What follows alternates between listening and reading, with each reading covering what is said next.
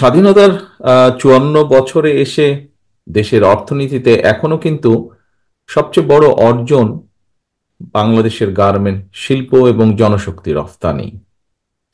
স্বাধীনতার ঘোষক শহীদ রাষ্ট্রপতি জিয়াউর রহমানের উদ্যোগেই কিন্তু বিশ্ববাজারে এই দুইটি সেক্টর যাত্রা শুরু করেছিল। তারপর কিন্তু এতগুলো বছরে আরো কিছু পণ্য রফতানি হলেও এখনো কিন্তু দেখুন এই দুটি সেক্টরকে কিন্তু অন্য কোনো সেক্টর অতিক্রম করতে পারিনি। এখনো বাংলাদেশের অর্থনীতিতে এই দুটি সেক্টরের থেকে যে ইনকাম সেটি সামগ্রিকভাবে অর্থনীতিকে ডমিনেট করছে বা অর্থনীতিতে অবদান রাখছে। জ্যাটাবের তৃতীয় জাতীয় সম্মেলনের সাংগঠনিক কার্যক্রম তুলে ধরার পাশাপাশি যে সকল বক্তা বক্তব্য রেখেছেন, আপনাদের বক্তব্যে বাংলাদেশের আমদানি রফতানি তথ্য, দেশের ব্যবসা বাণিজ্যের একটা সার্বিক চিত্র ফুটে উঠেছে। একই সঙ্গে দেশে গার্মেন্ট শিল্প এবং টেক্সটাইল এর সেক্টরের যে সমস্যা বা সম্ভাবনা, সেগুলো অনেকেই আপনারা কম বেশি তুলে ধরেছেন আপনাদের বক্তব্যের মধ্যে। আপনাদের অনেকগুলো বক্তব্যের সঙ্গেই কম বেশি আমি একমত। সকল সীমাবদ্ধতাকে অতিক্রম করেও বাংলাদেশের গার্মেন্টস এবং টেক্সটাইল শিল্প বিশ্ববাজারে সম্মানের সঙ্গেই কিন্তু জায়গা করে নিয়েছে। বিশ্ববাজারে টেক্সটাইল শিল্পের আওতায় প্রয়োজনীয়তা ও পরিধি বেড়েই চলেছে প্রতিদিন। ফলে জ্ঞানের একটা প্রায়োগিক শাখা হিসাবে বিশ্বব্যাপী টেক্সটাইল ইঞ্জিনিয়ারিং কিংবা টেক্সটাইল কলেজের ভূমিকা এবং গুরুত্ব আগের যে কোনো সময় থেকে অনেক গুণ বেড়েছে। Wait processing engineering, yarn, fabric এবং অ্যাপারেল ম্যানুফ্যাকচারিং ইঞ্জিনিয়ারিং, এই বিষয়গুলো টেক্সটাইল সেক্টরের একটা অনিবার্য অংশে পরিণত হয়েছে বা অংশই বলা যায়। সুতরাং টেক্সটাইল ইঞ্জিনিয়ারিং এ পাশ করে কেউ বেকার থাকার কথা না। এই বিষয়গুলোতে যারা পাশ করেছেন, পরীক্ষা দিয়ে বেরিয়ে এসেছেন, তাদের বেকার থাকার কথা না। এই মুহূর্তে বাংলাদেশের রফতানি আয়ের একটা সিংহ ভাগ অর্জিত হয় টেক্সটাইল সেক্টর থেকে। বাট এখানে অনেকেই বক্তব্যে উল্লেখ করেছেন, বলেছেন নানা রকম ষড়যন্ত্র, দুর্নীতি, টাকা পাচার আর দক্ষ ব্যবস্থাপনার অভাবে এই সেক্টরটা নিয়েও সংখ্যা কম নয়। সুতরাং জিএসপি সুবিধা আদায় সহ এই সেক্টরে অগ্রাধিকার তালিকায় রেখে আরো কিভাবে নতুন পণ্যের রফতানি বাজার তৈরি করা যায়, সেই লক্ষ্যকে সামনে রেখে বিশ্ববাজারে বাংলাদেশ বিএনপির আমদানি রফতানির একটি পরিকল্পনা রয়েছে আমাদের। রফতানি বাজার নিরাপদ এবং সুরক্ষিত রাখতে রফতানিকারকদের জন্য সঠিক সময়ে শিপমেন্টের ডেলিভারি দিনক্ষণ ঠিক রাখা একটা বড় চ্যালেঞ্জ। আর এই জন্যই বন্দর ব্যবস্থাপনা ঢেলে সাজানোর পাশাপাশি এটাকে কিভাবে আরো মডার্নাইজ করা যায় এ ব্যাপারেও বিএনপির একটি চিন্তা ভাবনা রয়েছে। প্রিয় কাউন্সিলর বৃন্দ, প্রিয় উপস্থিতি বৃন্দ, বাংলাদেশের গার্মেন্টস এবং টেক্সটাইল সেক্টরের অগ্রযাত্রা ঠেকাতে নানা রকম ষড়যন্ত্র অব্যাহত রয়েছে, যা আপনাদের অনেকেরই বক্তব্যে উঠে এসেছে।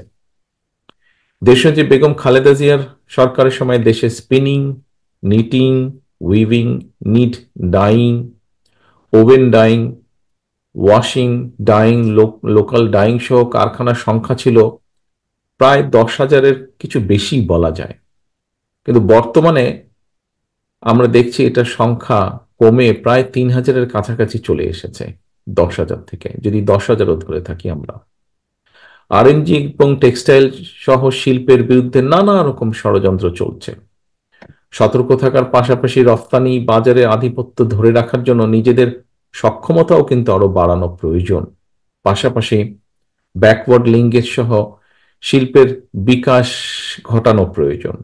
কাঁচামালের জন্য আমাদের যে নির্ভরতা আছে, সেই নির্ভরতাকে কমিয়ে আনার জন্য কার্যকরী পদক্ষেপ নেওয়া প্রয়োজন আগামী দিনগুলোতে। প্রিয় উপস্থিতিবৃন্দ, গত 15 বছরের মাফিয়া চক্র দেশকে আমরা দেখেছি কিভাবে সম্পূর্ণ বলা যায় আমদানি নির্ভর, পরনির্ভর বা ঋণ নির্ভর করে ফেলেছে। এই অবস্থা থেকে অবশ্যই দেশকে বের করে আনা প্রয়োজন। বের করে এনে দেশকে সমৃদ্ধি এবং স্বনির্ভর করা প্রয়োজন যে কোনো ভাবে। বাংলাদেশ জাতীয়তাবাদী দল বিএনপির অন্যতম প্রধান একটি অগ্রাধিকার হচ্ছে যে এই লক্ষ্য পূরণে নানামুখী উদ্যোগ গ্রহণ করা। এর অংশ হিসাবে দেশে বিদেশে বিনিয়োগ, বিশেষ করে ক্ষুদ্র এবং মাঝারি শিল্প প্রতিষ্ঠান, এসএমই সেক্টরে বিশেষভাবে প্রবাসী বিনিয়োগ বাড়িয়ে দেশের অভ্যন্তরে উৎপাদন এবং উন্নয়ন প্রক্রিয়াকে শ্রমশক্তির অংশদারিত্ব নিশ্চিত করার বিষয়টাও বিএনপির পরিকল্পনার ভিতরে রয়েছে। এই বিষয়ে আমাদের চিন্তা ভাবনা রয়েছে। দেশে বিনিয়োগ বাড়াতে বিনিয়োগ প্রক্রিয়া কিভাবে আরো সহজ করা যায়, সাবলীল করা যায় এবং সাবলীল করা দরকারও। বিশেষ করে এসএমই খাতের বিনিয়োগ কিভাবে উৎপাদনে যে যাওয়ার পথে যে জটিলতা আছে সেই জটিলতাকে কিভাবে আরো কমিয়ে আনা যায়, জটিলতা মুক্ত করা যায়, সেগুলোর ব্যাপারে উদ্যোগ গ্রহণ করা প্রয়োজন।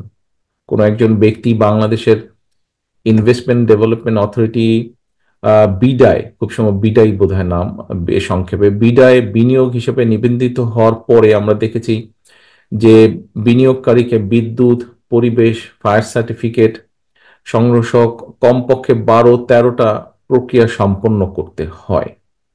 এটা একটা, যে কোনো ইনভেস্টরের জন্য এটা একটা অনেক লম্বা একটা প্রসেস। সুতরাং কিভাবে এই প্রসেসটাকে কমিয়ে এনে ওয়ান স্টপ সার্ভিস সিস্টেম চালু করা যায়, টাইম লিমিটটা কমিয়ে এনে 4 থেকে 6 সপ্তাহ করা যায় কিনা, পুরো প্রক্রিয়াটা কিভাবে করা সম্ভব, যদি করা সম্ভব হয় সেটা আমরা চিন্তা ভাবনা রয়েছে, এবং করা সম্ভব হয় তাহলে আমরা মনে করি যে দেশে বা বিদেশে বিনিয়োগকারীরা আরো অনেক বেশি উৎসাহিত হবে। আহ প্রিয় ভাই বোনেরা, আহ বিশ্বে বাংলাদেশের আরো নতুন পণ্যের বাজার সৃষ্টির জন্য প্রয়োজনীয় রাষ্ট্রীয় সহায়তা দেওয়া প্রয়োজন।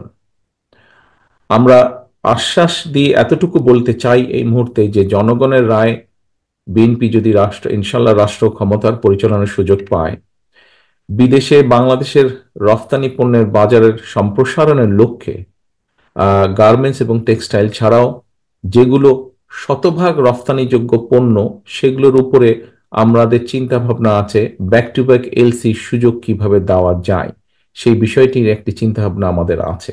যে সম্পূর্ণ 100% যেগুলো back to export oriented industry হবে সেগুলোর জন্য কিভাবে ব্যাক টু ব্যাক এলসি করা সম্ভব হয়, সুযোগটা দেওয়া যায়, সেটির চিন্তা ভাবনা আমাদের আছে। আমরা মনে করি যে শতভাগ রফতানিযোগ্য পণ্যের উপরে যদি ব্যাক টু ব্যাক এলসির সুযোগ হয় তাহলে অনেকেই পণ্য রফতানিতে উৎসাহিত হবেন। তবে কেউ যাতে আবার ব্যাক টু ব্যাক এলসির সুযোগের অপব্যবহার করতে না পারে, এটার জন্য আমাদেরকে কঠোর মনিটরিং সিস্টেম রাখতে হবে। এখানে হয়তো কিছু সমস্যা আছে, সেখানে আমাদেরকে মনিটরিং সিস্টেমটা কঠোর রাখতে হবে। এখানে সকলকেই এগিয়ে আসতে হবে এই দেশের এই স্বার্থের জন্য। প্রিয় উপস্থিত কাউন্সিলর বৃন্দ, রাষ্ট্র, রাজনীতি, শাসন, প্রশাসন, সংস্কার এবং অর্থনৈতিক মুক্তির লক্ষ্যে বাংলাদেশের পক্ষের গণতান্ত্রিক রাজনৈতিক দলগুলোর উপস্থিতিতেই বাংলাদেশ জাতীয়তাবাদী দল ইতিমধ্যেই 31 দফা কর্মসূচি ঘোষণা করেছে। আমাদের ঘোষিত 31 দফা কর্মসূচি সমৃদ্ধ এবং স্বনির্ভর বাংলাদেশ গড়ার একটি ঐতিহাসিক সনদ বলে আমরা বিশ্বাস করি। ঘোষিত এই 31 দফা কর্মসূচির বাস্তবায়ন পরিকল্পনায় নৈতিক, মানসম্পন্ন, কর্মমুখী এবং প্রায়োগিক শিক্ষার উপরেও কিন্তু জোর দেওয়া হয়েছে। আমরা বিশ্বাস করি যে জনসংখ্যা, অনেকে এখানে একজন বক্তাও বোধহয় খুব সম্ভব বলে গিয়েছেন যে শহীদ জিয়া রহমানের সময় যখন খাদ্য উৎপাদন দ্বিগুণ হলো, তার আগে জনসংখ্যাকে অনেকেই কেউ বলতেন বার্ডেন বলে অভিহিত করতেন।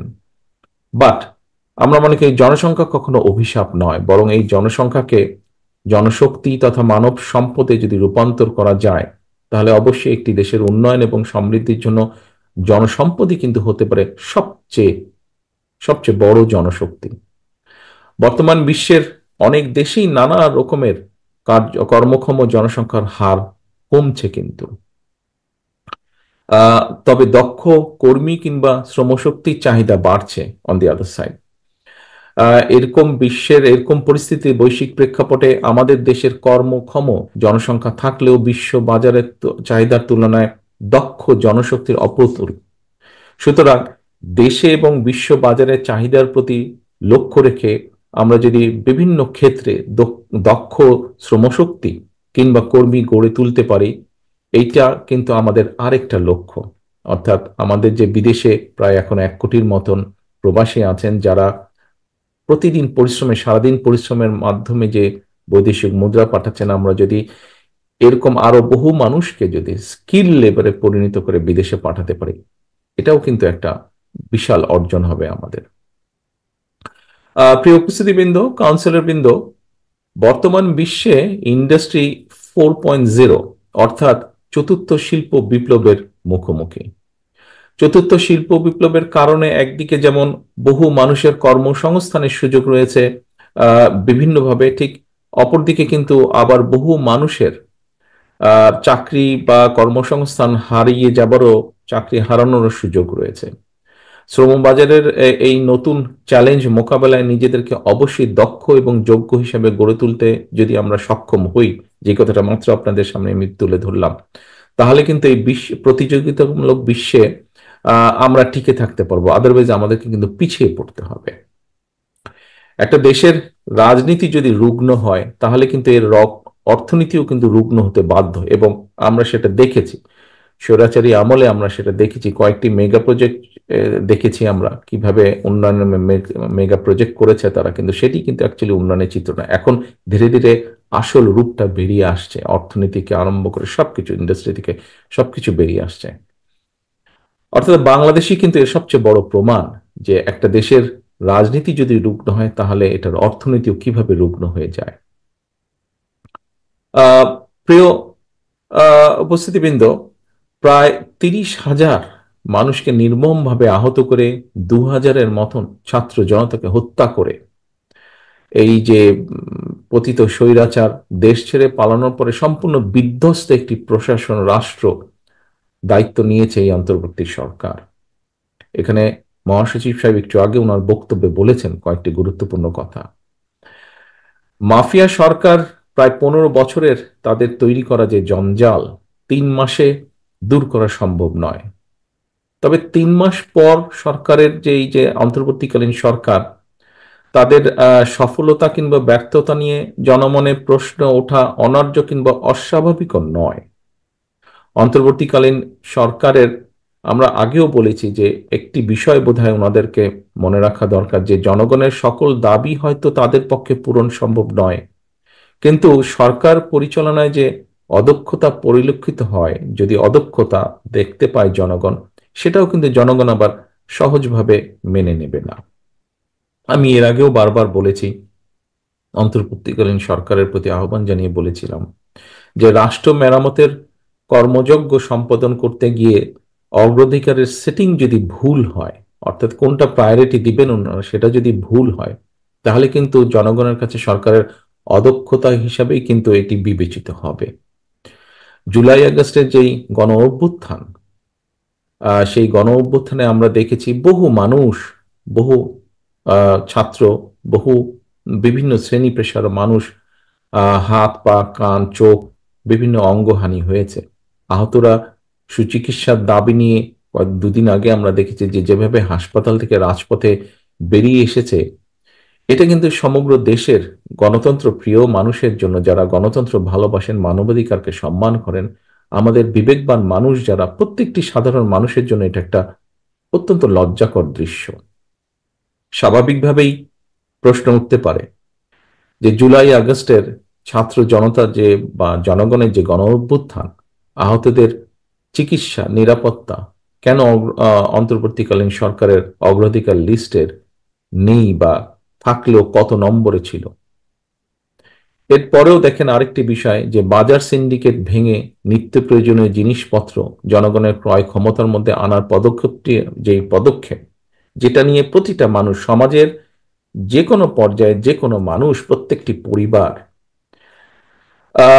যেই কষ্টের ভিতর দিয়ে যাচ্ছে, যেই দুর্বিষহ অবস্থার মধ্যে দিয়ে যাচ্ছে, এই যে নিত্য প্রয়োজনীয় দ্রব্যের যে দাম, এটার যে উঠা নামা যেভাবে করছে, এই বিষয়টাও অন্তর্বর্তীকালীন সরকারের প্রায়োরিটি লিস্টের মধ্যে কত নম্বরে আছে। আমি সবসময় এর আগেও কয়েকবার বলেছি দৃষ্টি আকর্ষণের জন্য, যে অন্তর্বর্তীকালীন সরকারের সকল কাজ হয়তো সবার কাছে সাফল্য বলে বিবেচিত হবে না, কিন্তু অন্তর্বর্তীকালীন সরকারের ব্যর্থতা কিন্তু আমাদের সকলের ব্যর্থতা। গণতন্ত্রকে আমি স্বাধীনতা প্রিয় মানুষের ব্যর্থতা, এই সরকারকে ব্যর্থ করে দিতে যে স্বৈরাচার ছিল, পলাতক যে স্বৈরাচার, তার এবং তাদের দোসররা কিন্তু বসে নেই। সেটা দেশের ভেতরেই হোক বা দেশের বাইরেই হোক, প্রশাসনের ভিতরেই হোক বা বাইরে হোক, ওরা কিন্তু ওত পেতে আছে যে কিভাবে এই অন্তর্বর্তীকালীন সরকারকে ব্যর্থ করে দেওয়া যায়। এদেরকে যদি ব্যর্থ করে দেওয়া যায়, তাহলে গণতন্ত্রকে ব্যর্থ করে দেওয়া যাবে। বাংলাদেশের কোটি কোটি মানুষ যারা গণতন্ত্রকে ভালোবাসে, গণতন্ত্রকে প্র্যাকটিস করতে চায়, তাদেরকে ব্যর্থ করে দেওয়া যাবে।